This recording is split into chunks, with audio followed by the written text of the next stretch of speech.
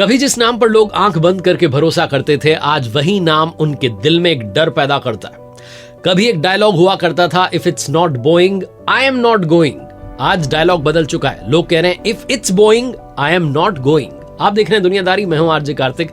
कहानी है उस साम्राज्य के उदय की और फिर लड़खड़ाने की जिसका नाम है बोइंग। कहानी शुरू होती है 1916 से। अमेरिका की येल यूनिवर्सिटी से ग्रेजुएशन करने वाले विलियम बोइंग अपने दोस्त के साथ मिलकर के एक सपना देखते हैं, इंसान को आसमान में उड़ते देखने का सपना। लकड़ी, तार और कपड़े से बना जो उनका पहला प्लेन था, सी प्लेन था, जिसमें सिर्फ 3 लोगों के बैठने की कैपेसिटी थी और एक ही दिन में उसने 492 किलोमीटर की जो डिस्टेंस है वो तय कर ली थी, रिकॉर्ड बना दिया था। फिर शुरू होती है इनकी company Pacific arrow products company, जिसका नाम अगले ही साल बदल करके रख दिया गया द बोइंग एयरप्लेन कंपनी। दूसरे वर्ल्ड वॉर के दौरान बोइंग ने अमेरिकन मिलिट्री के लिए फाइटर प्लेन्स बनाए थे और फिर आया बोइंग का कमर्शियल फेस 707 और फिर आया 747। इन मॉडल्स ने एविएशंस की दुनिया को एक नई उड़ान दी, एक नई दिशा दी।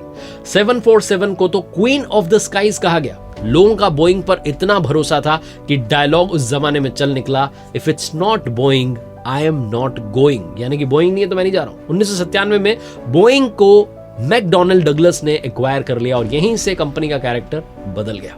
क्वालिटी से ज्यादा कंपनी ने फोकस कर लिया प्रॉफिट पर। इसी बीच यूरोपियन राइवल एयरबस ने लॉन्च कर दी A320 नियो। बोइंग ने भी जल्दबाजी में उसकी कंपटीशन में उतार दी 737 मैक्स और रिजल्ट क्या हुआ? 2 बड़े प्लेन क्रैशेस हुए, 2018 में इंडोनेशिया में, 2019 में इथियोपिया में। दोनों में बोइंग 737 मैक्स जो है इन्वॉल्व था।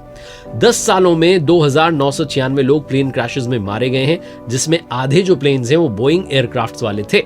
भारत में बोइंग से जुड़े 2 बड़े हादसे हुए हैं। पहला हुआ अगस्त 2020 में कोझिकोड में। दुबई से आई एयर इंडिया एक्सप्रेस की जो बोइंग 737-8 फ्लाइट थी वो लैंडिंग के समय रनवे से फिसल गई, दीवार से टकरा गई, 21 लोगों की जान गई, दोनों पायलट्स भी नहीं बच पाए। जून 2025 में अहमदाबाद में बड़ा हादसा हुआ है। टेक ऑफ के सिर्फ कुछ सेकंड्स के बाद ही एयर इंडिया की फ्लाइट क्रैश कर गई।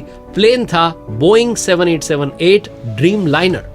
242 यात्रियों में से 242 जो सवार थे उनमें से 241 की जान चली गई। सिर्फ चमत्कारिक रूप से एक यात्री जिंदा बचा।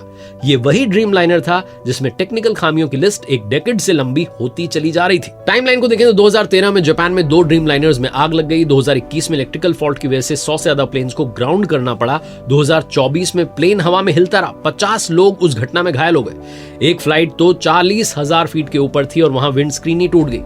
2015 से 2024 के बीच सिर्फ एयर इंडिया ने ड्रीम लाइनर से जुड़ी 32 टेक्निकल कंप्लेंट्स जो हैं रजिस्टर की हैं। 5 जून 2024 को बोइंग का स्टार लाइनर स्पेसक्राफ्ट, जिसमें एस्ट्रोनॉट सुनीता विलियम्स थी, वो स्पेस भेजा गया था। मिशन 8 दिन का था, लेकिन स्पेसक्राफ्ट में हीलियम गैस लीक हो गई। 5 थर्स्टर्स जो हैं वो फेल हो गए। सुनीता और उनके जो बाकी साथी हैं महीनों तक वहां स्पेस में फंसे रहे। उनकी वापसी हो पाई स्पेसएक्स के कैप्सूल से। कुल मिलाकर के बोइंग का जो है वहां पर बड़ा नुकसान हुआ, उनका मिशन फेल हुआ। $523 मिलियन का उन्हें इस वजह से नुकसान हुआ। 2020 से 2024 तक बोइंग के जो हेलीकॉप्टर्स क्रैश हैं वो भी सामने आए। उनमें से 2 इंडियन एयरफोर्स के भी थे जिनकी इमरजेंसी लैंडिंग करानी पड़ी। इसी के साथ 2023 की बात करें, जापान के पास में एक ऑस्प्री क्रैश हुआ गियरबॉक्स फेलियर और पायलट एरर की वजह से। 2022 में एक इंजन फेल हुआ, पूरी फ्लाइट जो है उसमें कोई नहीं बच पाया, पूरी फ्लाइट खत्म हो गई। अब बात करते हैं 2025 के शुरुआती 6 महीनों की। पहले 6 महीने कंपनी के लिए अच्छे जा रहे थे। बोइंग ने 45 एयरक्राफ्ट डिलीवर किए, जो पिछले साल से लगभग डबल थे। लग रहा था कि कंपनी वापस ट्रैक पर आ रही है, लेकिन अहमदाबाद में घटी घटना के बाद, उस दुर्घटना के बाद, उस त्रासदी के बाद एक दिन में ही बोइंग के शेयर्स 5% गिर गए। इनके जो सीईओ हैं उन्होंने पेरिस एयर शो अटेंड करने से मना कर दिया। एयरलाइंस ने नए ऑर्डर्स पर रीथिंक करना शुरू कर दिया है। दूसरी तरफ अब बात करते हैं एयरबस, जो इनकी कॉम्पिटिटर है, उस कंपनी की। उन्होंने 548 एयरक्राफ्ट की डिलीवरी की है और 30,000 करोड़ रुपए का प्रॉफिट हुआ है और पिछले 10 सालों में इंडिया में एक भी जानलेवा क्रैश उनका नहीं हुआ है। अब बात करते हैं कि इंडिया की जो एयरलाइंस हैं वो बोइंग पर कितना दाव लगा रही है। एयर इंडिया ग्रुप की बात करें, 132 बोइंग उनके पास हैं, 173 एयर बसेज उनके पास हैं। इंडिगो की बात करें, 7 बोइंग प्लेन्स उनके पास हैं, 356 एयर बसेज उनके पास हैं। स्पाइस जेट के पास 29 बोइंग है और अकासा के पास 30 बोइंग प्लेन्स हैं। बोइंग जो कभी उड़ानों का राजा था, एक सवाल आज बहुत इंपॉर्टेंट जो है वो हो गया है कि क्या आप बोइंग में ट्रैवल करेंगे। ये सवाल पूछा जा रहा है।